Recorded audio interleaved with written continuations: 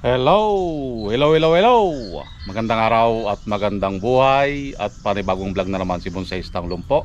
So nandito tayo sa aking garden.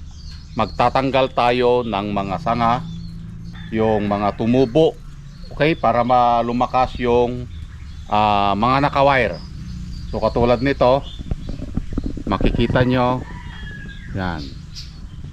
May mga tumubo siya, malalaki na. Okay? So kailangan nating tanggalin yung mga hindi na kailangan para lumakas yung mga naka-wire katulad nito. Yan, para lumakas yan, tanggalin yung mga sanga na ito. Okay? So ito ay mulabi na naigrap sa tugas. Yan. So katulad nito, ito, yan. Kailangan natin tanggalin.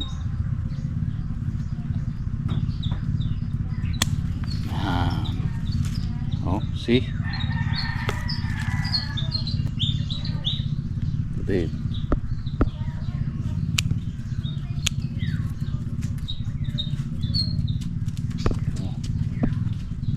Yan, so tanggalin natin lahat yung mga sanga na hindi na kailangan.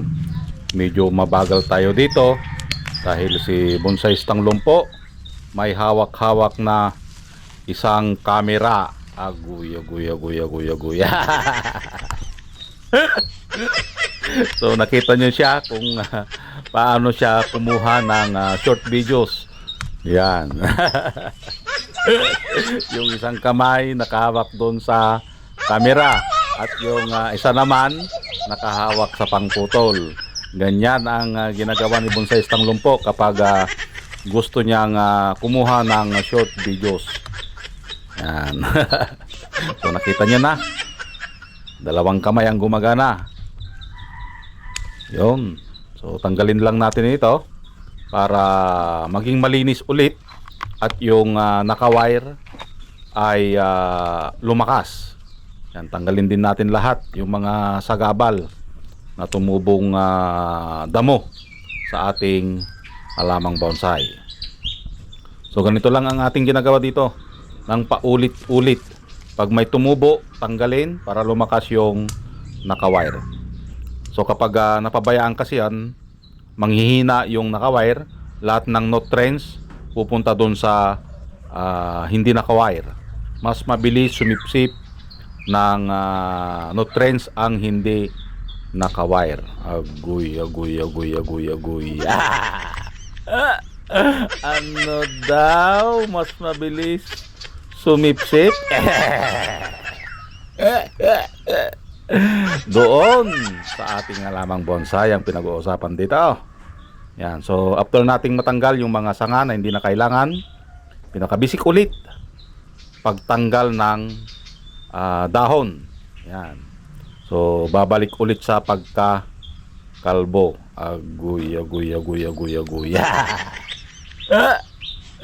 So ang bonsai parang tao. Yan. Na kailangan alagaan.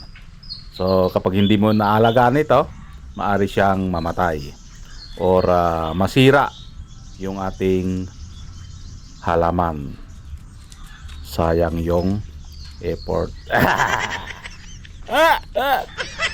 Sayang yung effort kung ito lang ay mamamatay. So tutuhanin mo na, wag mo nang lukuhin.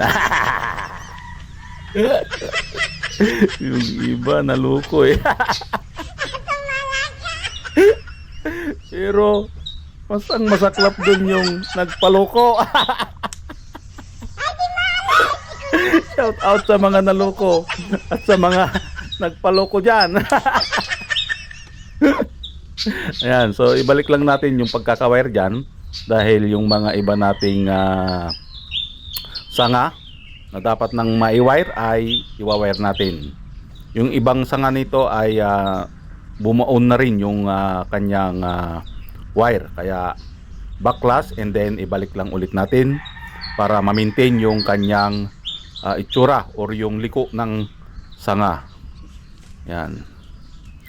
So dahan-dahan lang ng 45 degrees and then konting liko para mabigyan siya ng sayaw. So ito ay small ang size niya. Maliit lang siya. Tulad nga ng sinabi ko, medyo nakapokus na tayo sa maliliit lang. Dahil si bonsai tanglumpo, hirap kapag malaki. So yan guys, natapos na nating ayusan ulit. Okay? Ito na yung kanyang itsura. Yan. Yun. Ito yung kanyang first branch kasi kaski dito. Okay? And then mayroon tayong na-wire dyan. Yan, yung na-wire natin dyan. Yan yung panibagong sanga na tumubo. Okay? Tapos mayroon din dito sa kabila. Yan, dyan. Okay? So tinanggal natin yung mga tumubo dito sa part na ito, pati dun sa likod. Okay, para lumakas yung mga naka-wire. Kasi pag hindi natin tinanggal itong mga nandito, manghihina yung mga naka-wire. So ito na ulit yung kanyang itsura. Yan.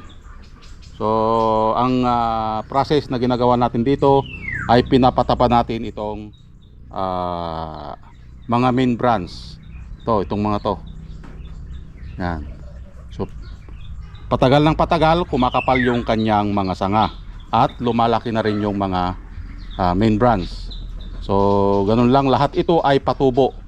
Okay, walang mga given dito na sanga.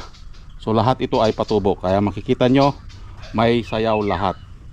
Okay, so ito ay cascade na pole ang kanyang sanga pababa. Parang siya na fall in love sa iba. Okay, so maraming salamat at nasamahan nyo na naman si Bonsai Tanglumpo. Hanggang sa muli. Bye bye.